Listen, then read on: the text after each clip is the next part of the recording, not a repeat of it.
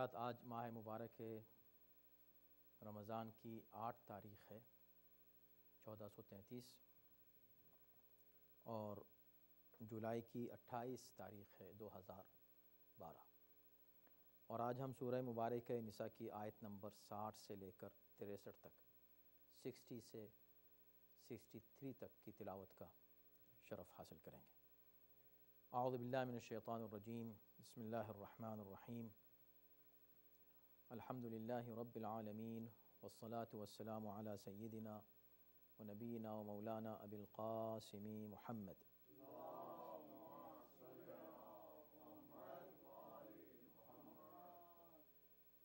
وآلہ الطیبین الطاہرین المعصومین ولعنۃ اللہ علی اعدائہم اجمعین من الآن إلى يوم الدين، أما بعد فقد قال الله في كتابه الكريم: أعوذ بالله من الشيطان الرجيم، بسم الله الرحمن الرحيم.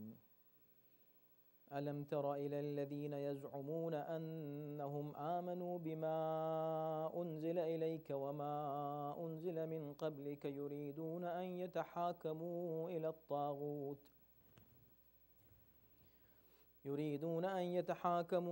إلى الطاغوت وقد أمروا أن يكفروا به ويريد الشيطان أن يضلهم ضلالا بعيدا. وإذا قيل لهم تعالوا إلى ما أنزل الله وإلى الرسول رأيت المنافقين يصدون عنك صدودا. فكيف إذا أصابتهم مصيبة بما قدمت أيديهم ثم جاءوك يحلفون بالله إن أردنا إلا إحسانا وتوفيقا. أولئك الذين يعلم الله ما في قلوبهم فأعرض عنهم وعظهم وقل لهم في أنفسهم قولا بليغا. صدق اللہ العلی العظیم.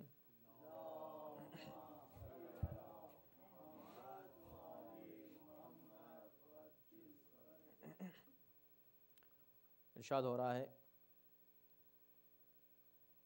کہ کیا آپ نے ان لوگوں کو نہیں دیکھا جن کا دعویٰ تو یہ ہے کہ اس پر بھی ایمان رکھتے ہیں جو آپ پر نازل ہوا اور اس پر بھی جو آپ سے پہلے نازل ہو چکا ہے، مگر ان کی خواہش ہے کہ طاغوت سے اپنے فیصلے کرائیں، حالانکہ انہیں حکم دیا گیا ہے کہ اس کا انکار کریں، اور شیطان تو چاہتا ہے کہ انہیں بہکا کر سیدھے راستے سے بہت دور لے جائے۔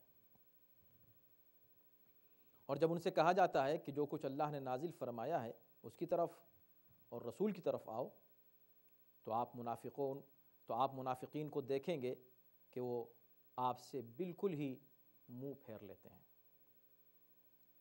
پھر کس طرح جب وہ اپنے کرتوت کی بنا پر کسی مصیبت میں پھنس جاتے ہیں تو پھر آپ کے پاس آتے ہیں اور قسمیں کھاتے ہیں کہ ہمارا مقصد بھلائی اور باہمی اتحاد کے سوا کچھ نہیں تھا۔ یہ وہ لوگ ہیں جن کے دلوں کا حال اللہ خوب جانتا ہے، لہٰذا آپ ان کو نظر انداز کریں، انہیں نصیحت کرتے رہیں اور ان سے ایسی بات کریں جو دلوں میں اتر جائے۔ یہ 4 آیتیں ہیں جو گزشتہ آیات سے مربوط ہیں۔ اس سے پہلے کی آیتیں آپ کو یاد ہوں گی، مخصوصاً آیت نمبر 58 and 59، 58 اور 59۔ اور اب یہاں یہ آیتیں ہیں 4، ان آیتوں میں بڑا قریبی ربط ہے۔ اس سے پہلے کی آیت میں اللہ نے پہلے تو صاحبان امر کو، یعنی جنہیں اللہ نے کچھ بھی طاقت اور اختیار مرحمت فرمایا ہے، ان کو حکم دیا کہ وہ لوگوں کے درمیان عدل و انصاف سے فیصلہ کریں، یعنی حاکموں کو حکم دیا کہ حاکم کی شان یہ ہے کہ وہ عوام کے درمیان جب فیصلہ کرے تو عدل و انصاف کے ساتھ کرے۔ پھر عوام کو حکم دیا، مؤمنین کو حکم دیا کہ ایسے عادل رہنماؤں کی اطاعت کریں۔ اطیعوا اللہ و اطیعوا الرسول و اولی الامر منکم۔ اس کے بعد حکم دیا کہ اگر کوئی اختلاف ہو جائے تمہارے درمیان تو تم اسے اللہ و رسول کی طرف پلٹا دو، یعنی قرآن و سنت کو مرجع قرار دیا۔ اب ان دو آیتوں میں، ان 4 آیتوں میں طاغوت کا تعارف کرایا جا رہا ہے اور منافقین کے طرز فکر کی نشاندہی کی جا رہی ہے۔ دلچسپ بات یہ ہے کہ اس سے پہلے کی آیت 59 میں یا ایھا الذین آمنوا سے گفتگو شروع ہوتی ہے، اے صاحبان ایمان، اور یہ کہہ کر انہیں حکم دیا جا رہا ہے 3 اطاعتوں کا، اطیعوا اللہ واطیعوا الرسول واولی الامر منکم، جس پر ہم تفصیل سے 2 دروس میں گفتگو کر چکے ہیں۔ حالانکہ ابھی بھی تمام پہلو ایسے نہیں ہیں کہ جن پر گفتگو ہو چکی ہو، بلکہ بہت سے ایسے پہلو ہیں جو رہ گئے ہیں، لیکن ظاہر ہے کہ ہم مزید وقت نہیں صرف کر سکتے تھے، اس لیے کہ ہمیں آگے جانا ہے۔ اس آیت میں اسی آیت کا تسلسل اس طرح ہے کہ پہلی آیت میں مؤمنین کا تعارف کرایا جا رہا ہے کہ مؤمن وہ ہے، مؤمن کی شان یہ ہے کہ وہ اللہ، رسول اور اولی الامر کی اطاعت کرتا ہے۔ اب ان آیتوں میں جو آج ہم نے پڑھی ہیں، اس میں کی جو پہلی آیت ہے، آیت نمبر 60، اس کے اندر منافقین کا تعارف کرایا جا رہا ہے کہ منافق کون ہوتا ہے۔ وہاں مومن کون ہوتا ہے؟ جو اطاعت کرتا اللہ، رسول اور اولی الامر کی۔ منافق کون ہوتا ہے؟ منافق وہ ہوتا ہے کہ جو طاغوت کی اطاعت کرتا ہے۔ ایک لفظ میں سمیٹ دیا، طاغوت۔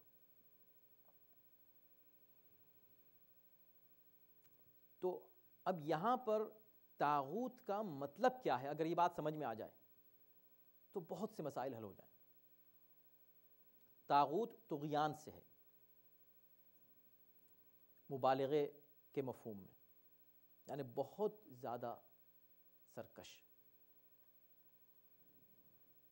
اور قرآن کی اصطلاح میں طاغوت وہ ہے جو اللہ کے مقابلے پر آ جائے یا اسے اللہ کے مقابلے پر مانا جائے، چاہے عبادت کی صورت میں یا اطاعت کی صورت میں، اسے طاغوت کہتے ہیں۔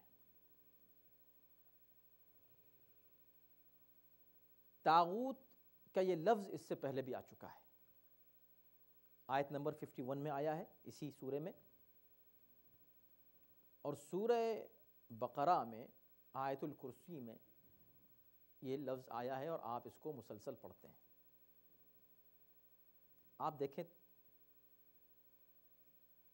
آیتوں کا تسلسل اور ارتباط، جو ربط ہے آیتوں کا، کتنا دلچسپ ہے اور کتنا مناسب ہے۔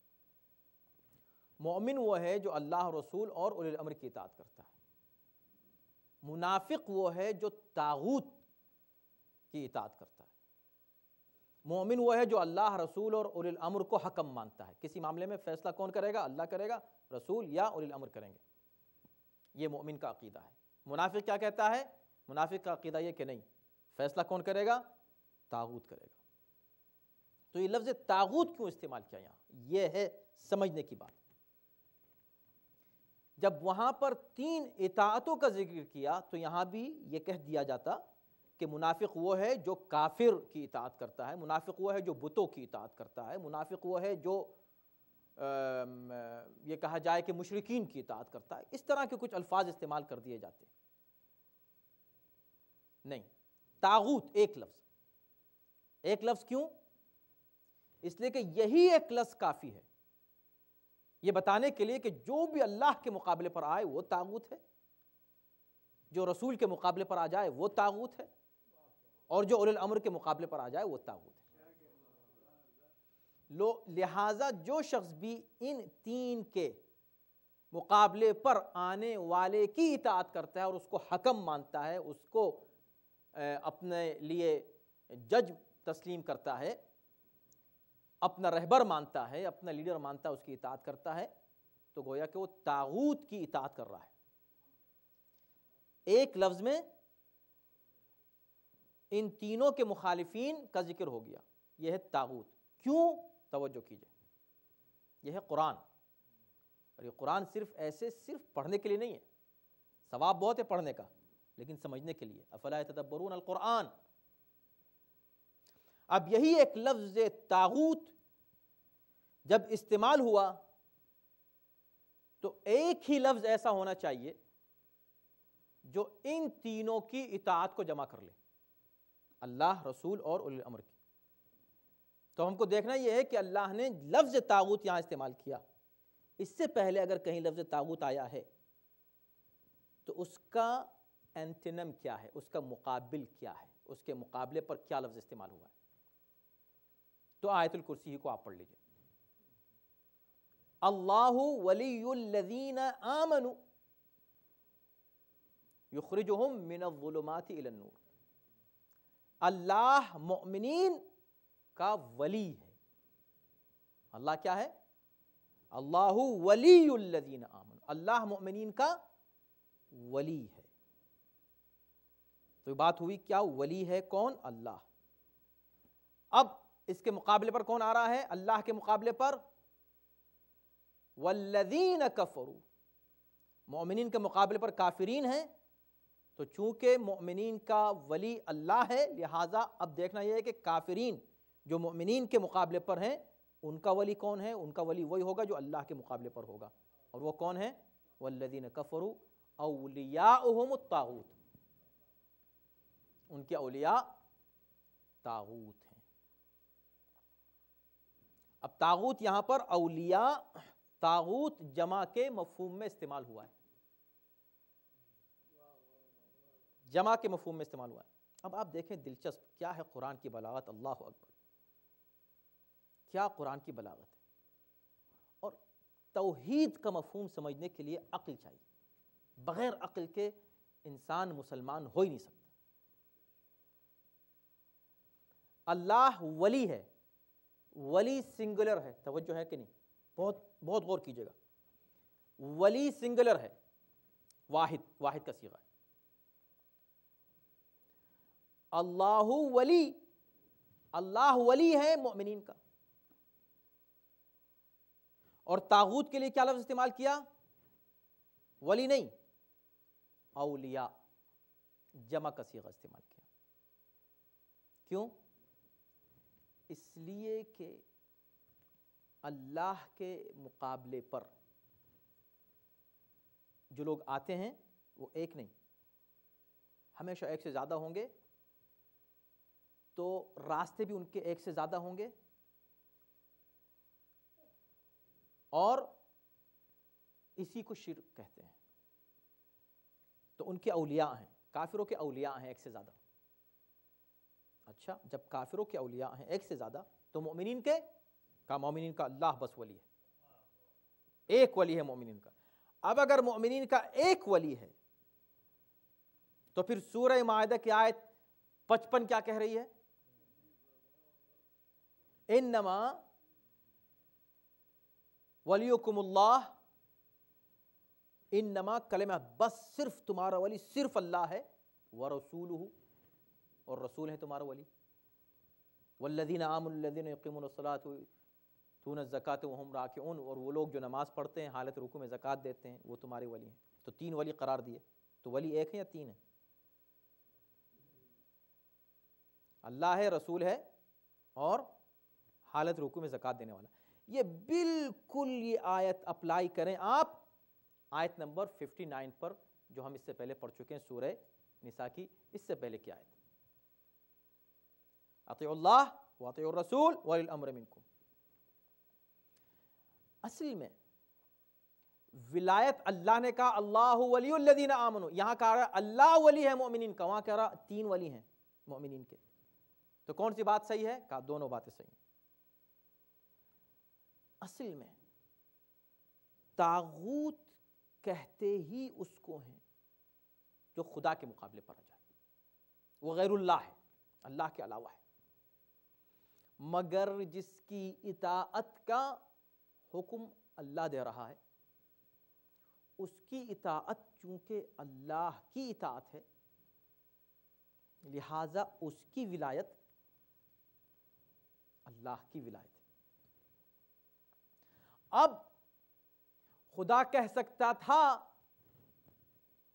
اللہ والرسول والذین آمنوا اولیاء الذین آمنوا، لفظ اولیاء استعمال کر سکتا تھا، کہا نہیں، ایک لفظ ولی میں یہ تینوں ولایتیں جمع ہیں، لہذا جب بھی کہا جائے کہ اللہ ولی ہے، اس اللہ ولی ہے میں یہ تینوں ولایتیں جمع ہیں، اللہ، رسول اور اولی الامر کی ولایت جمع ہے۔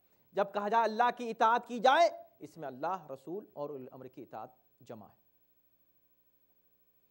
اسی وجہ سے آپ دیکھیں کہ عجیب ہے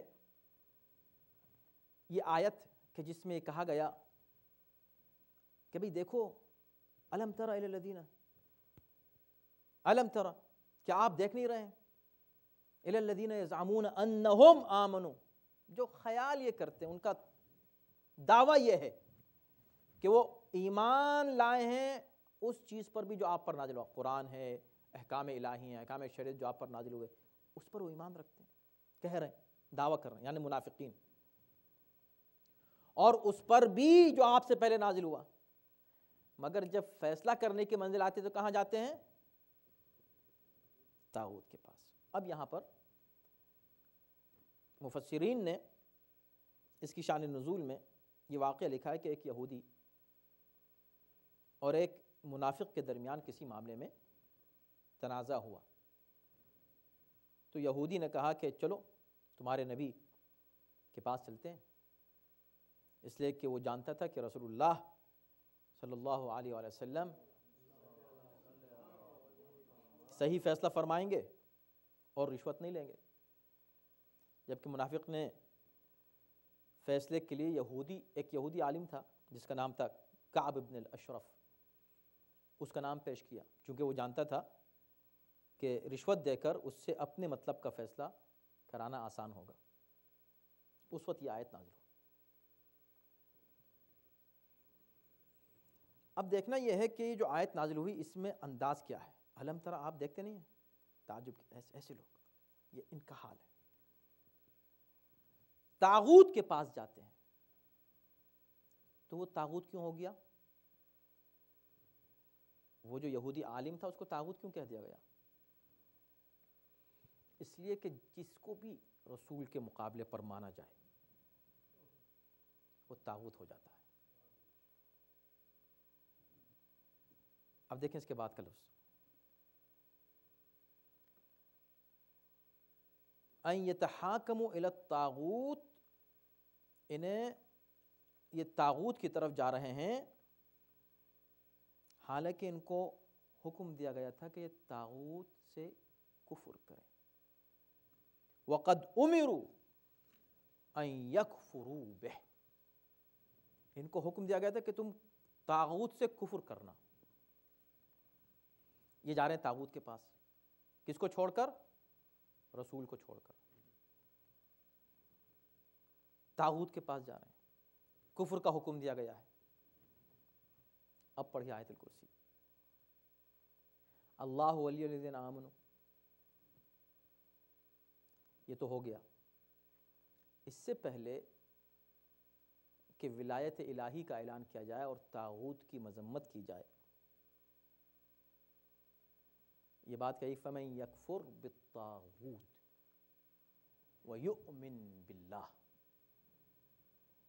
جو بھی طاغوت سے کفر کرے اور اللہ پر ایمان لائے، فقد استمسک بالعروۃ الوثقی، یعنی صحیح راستے پر وہی شخص ہے جو، اس کو دو کام کرنے ہیں، طاغوت سے کفر کرنا ہے، اسے کافر بالطاغوت ہونا ہے، اور مؤمن باللہ ہونا ہے، یعنی جب تک طاغوت سے تبرہ نہ کرے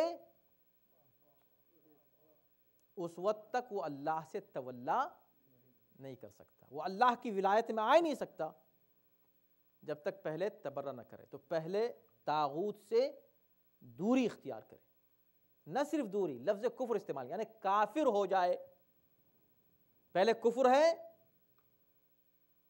کفر کرو، طاغوت سے کفر کرو، انکار کرو طاغوت کا، پھر اللہ کا اقرار کرو۔ اسی مفہوم کو ایک کلمے میں سمیٹ دیا گیا، لا الہ الا اللہ۔ اب جب لا الہ الا اللہ میں یہ ایک کلمہ یعنی لا الہ کیا ہے؟ طاغوت کا انکار ہے، الا اللہ اللہ کا اقرار ہے۔ تو جب یہ بات معلوم ہو گئی کہ طاغوت ہر وہ شے یا ہر وہ شخص ہے جو اللہ، رسول اور نبی کے مقابلے پر آئے، تو جب ہم لا الہ کہتے ہیں، لا الہ الا اللہ، اس میں سارے کلمے خود بخود جمع ہیں۔ لا الہ الا اللہ کہہ کے ہم ہر اس شخص کا انکار کرتے ہیں جو اللہ کے مقابلے پر آ جائے، جو رسول کے مقابلے پر آ جائے، جو اولی الامر کے مقابلے پر آ جائے۔ تو ایک ہی کلمہ لا الہ الا اللہ میں اوریجنلی رسالت اور امامت جمع ہو جاتی ہے اور شامل ہو جاتی ہے۔ اور جیسے آپ انکار طاغوت کرتے ہیں تو اس میں ان سب کا انکار ہو جاتا ہے جو ان میں سے کسی کے مقابلے پر آ جائے۔ اب ظاہر سی بات ہے کہ اس پر مزید گفتگو ہو سکتی ہے کہ اگر طاغوت کو پہچاننا ہے، طاغوت سے الگ ہونا ضروری ہے، طاغوت سے انکار اور کفر ضروری ہے۔ لفظ کفر آپ ملاحظہ فرمائیں، یعنی کہ ایک مومن کافر بھی ہوتا ہے۔ اب بہت سے لوگ مثلا کفر کے فتوے دے دیتے ہیں، یہ کافر ہیں، کافر، ہم کو کافر کہتے ہیں۔ بالکل ہم کافر ہیں، ہم پہلے طاغوت سے کافر ہیں، ہم کافر بالطاغوت ہیں۔ ہمیں یکفر بالطاغوت، ہم کافر بالطاغوت ہیں اور مؤمن باللہ ہیں۔ ہاں دوسرے وہ لوگ ہیں کہ جو اللہ کے مقابلے پر آنے والوں کو یا رسول کے مقابلے پر آنے والوں کو یا اولی الامر کے مقابلے پر آنے والوں کو مانتے ہیں، وہ مؤمن بالطاغوت ہیں، کافر باللہ ہیں۔ تو کفر ضروری ہے کس سے؟ اس سے کہ جو طاغوت ہو۔ تو لفظ طاغوت بڑا معنی خیز ہے اور اس کا مفہوم بڑا وسیع ہے، اور ہر دور میں طاغوت رہے ہیں، آج بھی طاغوت ہیں۔ فیصلے کرانے کے لیے کوئی بھی فیصلہ ہو، اس فیصلے کے لیے اگر کوئی شخص طاغوت کے پاس جاتا ہے تو اس نے گویا کہ اللہ کا انکار کیا۔ اور اس کے لیے بہت سی روایات ہمارے یہاں ہیں کہ ولایت الہی اللہ کی اصل ولایت اللہ کی ہے، اتھارٹی اصل اللہ کی ہے۔ لا حکم الا اللہ جو ایک نعرہ بلند کیا تھا خارجیوں نے، تو امیر المومنین علیہ السلام نے کیا فرمایا تھا؟ کلمۃ حق یراد بها الباطل، کلمہ حق ہے، مراد باطل ہے۔ جب یہ لا حکم الا للہ کریں کہ حکم صرف اللہ کا، حکومت صرف اللہ کی ہے، فیصلہ صرف اللہ کرے گا، تو پھر یہ میرا انکار کیسے کر رہے ہیں جس کو معین ہی اللہ نے کیا ہے، جس کو معین رسول نے کیا ہے، اور جس رسول کو معین اللہ نے کیا ہے؟ اس لیے کہ پھر ان کا انکار اللہ کا انکار ہے۔ تو اگر لا حکم الا للہ، اگر حکم صرف اللہ کا ہے تو پھر اس کا ہے جس کی اطاعت کا اللہ حکم دے دے، اور وہ اولی الامر ہیں امیر المومنین علیہ السلام۔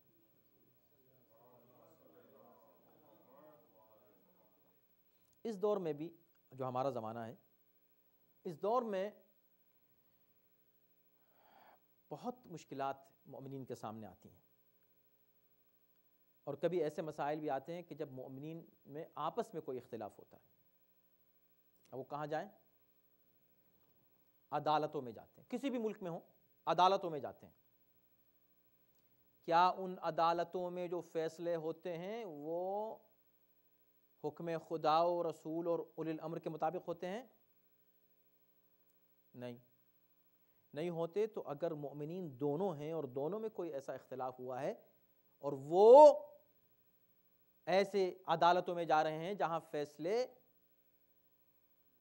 اس طرح نہیں ہو رہے ہیں کہ جو مطابق ولایت ہوں، تو اس کا مطلب ہے کہ مطابق طاغوت ہو رہے ہیں۔ تو وہ طاغوت کے پاس جا رہے ہیں۔ اصول کافی میں ایک روایت ہے، اور جس کو تفسیر صافی نے بھی نقل کیا ہے، بلکہ دیگر تفاسیر میں بھی اس کا ذکر ہے، اور یہ روایت بہت ہی دلچسپ ہے اور قابل توجہ ہے۔ روایت یہ ہے کہ امام جعفر صادق علیہ السلام سے پوچھا گیا کہ ہمارے اصحاب ایک ٹرم یوز ہوتی تھی شیعوں کے لیے، کہ ہمارے اپنے افراد، اپنے اصحاب، اپنے دوست احباب میں اگر دو افراد میں کسی معاملے میں اختلاف ہو جائے تو کیا وہ حاکم یا قاضی کے پاس جا سکتے ہیں؟ کیا یہ جائز ہے؟ امام سے پوچھا گیا۔ فرمایا کہ جو طاغوت سے فیصلہ کروائے اور وہ اس کے حق میں فیصلہ کر دے، طاغوت کسی کے حق میں فیصلہ کر دے، تو اس فیصلے سے جو بھی فائدہ اس کو حاصل ہونے والا ہے وہ حرام ہے اس کے لیے، خواہ اس فیصلے سے اس کو اپنا ہی حق کیوں نہ ملا ہو۔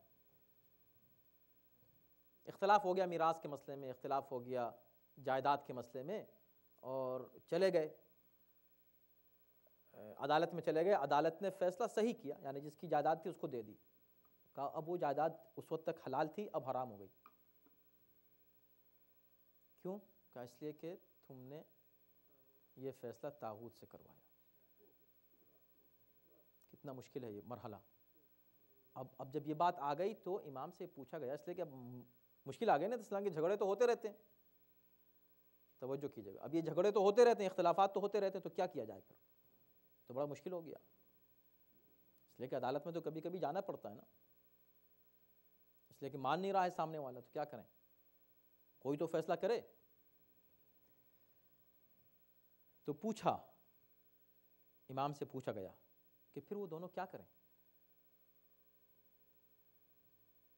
تو آپ نے فرمایا کہ انظروا الی من کان منکم قد روا حدیثنا ونظر فی حلالنا وحرامنا وعرف احکامنا فرضوا به حکما۔ اگر کوئی ایسا اختلاف ہو جائے مؤمنین کے درمیان تو فیصلے کون کرے؟ عدالتوں میں مت جانا، پھر کیا کرنا چاہیے؟ تم یہ دیکھو کہ تمہارے درمیان وہ ایسا کون شخص ہے جو ہماری حدیث سے روایت کرتا ہے، وَنَظَرَ فِي حَرَامِنَا وَحَلَالِنَا، جس کی نظر ہے ہمارے حلال و حرام پر، جو جانتا ہے کہ ہم نے کس چیز کو حرام کہا ہے اور کس چیز کو حلال کہا ہے، ہم نے سے مراد شریعت نے، وَعَرَفَ أَحْكَامَنَا، اور ہمارے احکام سے جو واقف ہے۔ دیکھ لو تمہارے درمیان ایسا کوئی ہے، فرضوا به حکمن، اس کو تم اپنا جج بنا لو اور راضی ہو جاؤ اسی پر، اس کے فیصلے پر۔ تو ایسا کون ہے؟ یعنی فقیہ، کوئی بھی ایک فقیہ صاحب علم اگر موجود ہے تو تم اس کے پاس جاؤ، وہ جو فیصلہ کرے وہ شریعت کے مطابق فیصلہ کرے گا، اس کو قبول کر لو۔ فَإِنِّي قَدْ جَعَلْتُهُ عَلَيْكُمْ حَاكِمًا، اس لیے کہ ایسے شخص کو میں نے تم پر حاکم معین کر دیا ہے۔ کون کہہ رہا ہے؟ چھٹے امام کہہ رہے ہیں، ایسے شخص کو کہ جو فقیہ ہے، ایسے شخص کو کہ جس کے پاس ہمارے روایتوں کا اور احادیث کا علم ہے اور ہمارے حلال و حرام پر اس کی نظر ہے، ہمارے احکام کی معرفت رکھتا ہے، اس کو ہم نے تم پر حاکم قرار دیا ہے۔ فَإِذَا حَكَمَ حَكَمَ بِحُكْمِنَا، جب وہ حکم کرے گا تو ہمارے حکم کے مطابق حکم کرے گا، جب وہ فیصلہ کرے گا تو ہمارے حکم کے مطابق فیصلہ کرے گا۔ فَلَمْ يَقْبَلْهُ فَإِنَّمَا بِحُكْمِ اللَّهِ اسْتَخَفَّ، اب اگر کوئی شخص اس کے فیصلے کو نہ مانے اور رد کر دے، اس نے اللہ کے حکم کو خفیف سمجھا، اس کی توہین کی۔ وَعَلَيْنَا رد، اور ہم کو اس نے رد کیا۔ والراد علینا راد علی اللہ، اور جس نے ہم کو رد کیا اس نے اللہ کو رد کر دیا، یعنی جس نے ہم کو ریجیکٹ کر دیا اس نے اللہ کو ریجیکٹ کر دیا۔ آپ سمجھے؟ تو یہاں یہ روایت ہے، اس روایت سے اصل مسئلہ ولایت فقیہ حل ہو جاتا ہے۔ ولایت فقیہ کیا مطلب؟ فقیہ کی اپنی کوئی ولایت نہیں ہے، امام کی عطا کردہ ولایت ہے، اس میں وہ شرطیں پائی جائیں جو امام نے بتائی ہیں تو پھر اس کو ولایت حاصل ہو جاتی، یعنی اس کو اختیار اتھارٹی حاصل ہو جاتا ہے مؤمنین کے اوپر۔ مؤمنین اس کے فیصلے کو تسلیم کریں، اس کو قاضی، اس کو حکم، اس کو حاکم تسلیم کریں، فقیہ کو۔ تو ولایت فقیہ جس پر بڑی بحث ہوتی ہے، بہت ہی سمپل ہے اس کا سمجھنا، اور روایات اور احادیث سے یہ چیزیں ثابت ہیں، اور عقل سے بھی یہ بات ثابت ہے۔ اس کی تفصیلات میں اختلاف ہو سکتا ہے، لیکن اصل مفہوم ولایت فقیہ پر مؤمنین میں کوئی اختلاف نہیں ہو سکتا۔ اچھا، اب آئیے اس کے بعد کی آیت، اسی آیت کا آخری ٹکڑا، جس میں کہا جا رہا ہے کہ وَقَدْ أُمِرُوا أَن يَكْفُرُوا بِهِ، ان کو حکم دیا گیا تھا کہ وہ طاغوت کا انکار کریں، یہ طاغوت کی طرف چلے جا رہے ہیں اپنے فیصلے لے کے۔ یہ تمہارا حاکم کون ہے؟ جب تم کو ہم نے کہہ دیا، اطاعت کا حکم دیا اللہ رسول اولی الامر کی، تو بات ختم ہو گئی۔ ان کے مقابلے پر جو بھی آ جائے اس کی اطاعت نہیں کی جا سکتی۔ وَيُرِيدُ الشَّيْطَانُ أَن يُضِلَّهُمْ ضَلَالًا بَعِيدًا، شیطان چاہتا ہے کہ ان کو بہت دور کی گمراہی میں لے جائے کھینچ کر۔ دیکھیں، شیطان چاہتا ہے کہ گمراہ ان کو کر دے۔ تو ایک سوال ہے، سوال یہ ہے کہ ابھی یہ کہا گیا کہ یہ لوگ جاتے ہیں طاغوت کے پاس، کیا طاغوت کے پاس جانا، یہ جو گئے طاغوت کے پاس، شیطان نے بھیجا، یا طاغوت کے پاس گئے تو شیطان ان کے پاس آیا؟ ان دونوں میں سے کون سا ہے؟ اگر یہ کہا جاتا پہلے کہ دیکھو شیطان ان کو بہکا رہا ہے اور یہ طاغوت کے پاس جا رہے ہیں، تو اس کا مطلب یہ ہوتا ہے کہ طاغوت کے پاس بھیجنے والا شیطان ہے۔ لیکن آخر میں یہ کہنا کہ شیطان یہ چاہتا ہے کہ ان کو بہکا دے، اس بات کی دلیل ہے کہ دونوں باتیں صحیح ہیں۔ شیطان لے بھی گیا ہے، اور جب لے گیا ہے تو لے جانے سے شیطان کا قبضہ اور قوت اور طاقت ان کے اوپر بڑھ گئی ہے، یعنی اب اس کا تسلط ان کے اوپر اس لیے ہو گیا ہے کہ وہ طاغوت کے پاس چلے گئے۔ اس کا مطلب یہ کہ جو شخص طاغوت کے پاس نہ جائے اور اولی الامر کے پاس رہے، رسول کے پاس رہے، اللہ کی طرف رہے، شیطان کا اس کے اوپر تسلط نہیں ہو سکتا۔ تو شیطان جب ہی بہکاتا، یہ مت کہیں شیطان نے بہکا دیا فلاں کام کر، شیطان جب بہکاتا جب تم اللہ سے ہٹ جاؤ، جب تم رسول سے ہٹ جاؤ، جب تم اولی الامر سے ہٹ جاؤ، جب تم اللہ اور رسول اور اولی الامر سے وابستہ رہو گے، شیطان بہت کمزور ہے، تمہارے پاس آ نہیں سکتا۔ تو شیطان کا جو جال ہے، جال ہی یہ ہے کہ وہ تمہیں ان اطاعتوں سے جو پاکیزہ اطاعتیں ہیں ہٹا کر تمہیں طاغوت کی طرف لے جاتا ہے۔ جب تم طاغوت کے پاس چلے جاتے ہو پھر شیطان کا تم پر تسلط ہو جاتا ہے۔ یرید الشیطان ان یضلہم ضلالا بعیدا وَإِذَا قِيلَ لَهُمْ تَعَالَوْا إِلَىٰ مَا أَنزَلَ اللَّهُ وَإِلَى الرَّسُولِ، اور جب ان سے کہا جاتا ہے کہ بھئی آپ آئیے اس حکم کی طرف جو اللہ نے نازل کیا ہے، وَإِلَى الرَّسُولِ، اور رسول کی طرف آئیے، تو رَأَيْتَ الْمُنَافِقِينَ، تو آپ منافقین کو دیکھیں گے، خطاب رسول اللہ سے ہے کہ آپ اس وقت دیکھیں گے منافقین کو، يَصُدُّونَ عَنْكَ صُدُودًا، کہ وہ اس انداز سے آپ سے دور ہو جاتے ہیں، منہ پھیر لیتے ہیں، بالکل صدودا، منہ پھیر لیا، یعنی آپ کی بات ہی سننے کو تیار نہیں ہیں۔ تو اب آپ یہ دیکھیں کہ منافقین کی علامتیں مسلسل یہاں بیان کی جا رہی ہیں، اور اس والی آیت میں بھی منافق کی یہی علامت بیان کی گئی کہ پہلی بات تو یہ کہ طاغوت کے پاس جاتے ہیں اپنے احکام کو لے کر، اللہ اور رسول اور اولی الامر کو چھوڑ کر۔ دوسری بات یہ ہے کہ جب ان سے کہا تھا کہ آؤ چھوڑو ان حرکتوں کو، چلو اللہ اور رسول کے پاس آتے ہیں، تو وہ آپ سے منہ موڑ لیں گے، آپ کی طرف نہیں آئیں گے۔ اب یہاں یہ بات کہنے کی ضرورت نہیں ہے کہ یہاں پر اولی الامر کا ذکر نہیں ہے، اس لیے کہ ہم اس کا جواب اس سے پہلے کی آیت میں، پہلے درس میں ہم دے چکے ہیں۔ وَإِذَا قِيلَ لَهُمْ تَعَالُوا إِلَىٰ مَا أَنزَلَ اللَّهُ وَإِلَى الرَّسُولِ، آؤ اللہ کی طرف اور رسول کی طرف، اس لیے کہ جہاں جہاں رسول کا ذکر ہوگا وہاں وہاں اولی الامر خود بخود شامل ہے۔ فَكَيْفَ إِذَا أَصَابَتْهُمْ مُصِيبَةٌ، اب یہ بڑی دلچسپ بات ہے۔ منافقین کی علامت تو معلوم ہو گئی کہ وہ اللہ اور رسول کے فیصلے کو قبول نہیں کرتے، اللہ اور رسول کا فیصلہ قبول نہیں کرتے، دوسروں کے فیصلے قبول کرتے ہیں، طاغوت کے فیصلے قبول کرتے ہیں۔ خود اولی الامر کے تعلق سے جب اختلاف ہوتا ہے تو کہا جاتا ہے آؤ اللہ اور رسول کی بات مانو، نہیں نہیں نہیں۔ تو اگر تم یہ کہو گے کہ ہم بناتے ہیں، اللہ کہہ رہا ہم بنا رہے ہیں، تو جسے اللہ بنائے وہ اللہ کی جانب سے ہوتا ہے، اور جسے تم بناؤ اور بنانے کے بعد پھر اس کا دیکھیں، ایک یہ بنانا، آج کل بہت سے لوگ بنا رہے ہیں، مثلا ہے کہ کسی بھی ملک میں کوئی صدر بن گیا، کوئی وزیر اعظم بن گیا، حرام ہے، گناہ تو نہیں ہے نا، اس کو ووٹ دینا کوئی حرام ہے؟ قطعاً نہیں۔ اس وقت تک حرام نہیں ہے جب تک آپ اس کو اس کی حد میں رکھیں، لیکن اگر آپ ووٹ اس لیے دے رہے ہیں کہ اب یہ بن جائے گا تو اب جو اس کو نہیں مانے گا وہ کافر ہے،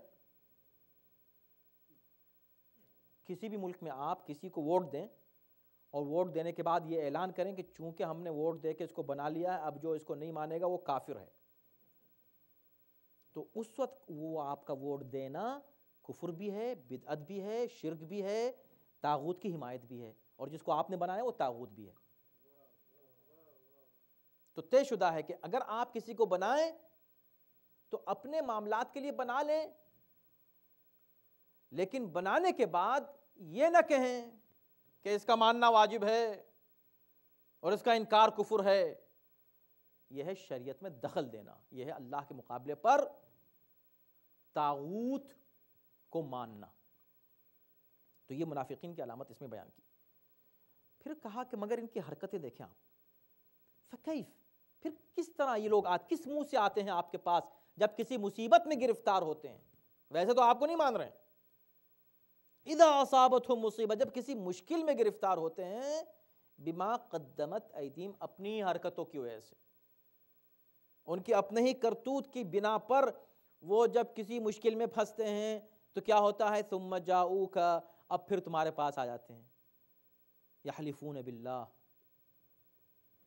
بڑی قسمیں کھاتے ہیں، ان اردنا الا احسانا وتوفیقا، نہیں نہیں نہیں ہمارا مقصد یہ تھا، ہم تو نیکی چاہ رہے تھے، ہم تو بھلائی چاہ رہے تھے، ہماری نیت صحیح تھی، ہم تو لوگوں میں اتحاد چاہ رہے تھے۔ افتراق کی بات کریں گے، کہیں گے ہم تو اتحاد چاہ رہے تھے۔ تو اس سے ایک بات یہ معلوم ہوئی کہ منافق کی علامتوں میں سے ایک علامت یہ ہے کہ وہ اللہ و رسول اولی الامر کو نہیں مانتا، انکار کرتا ہے، مگر جب مصیبت میں پھنستا ہے تو انہی کے پاس آتا ہے، انہی سے آ کے مدد طلب کرتا ہے، اور آ کے پھر قسمیں بھی کھاتا ہے، نہیں نہیں ہم تو آپ کے مخالف نہیں ہیں۔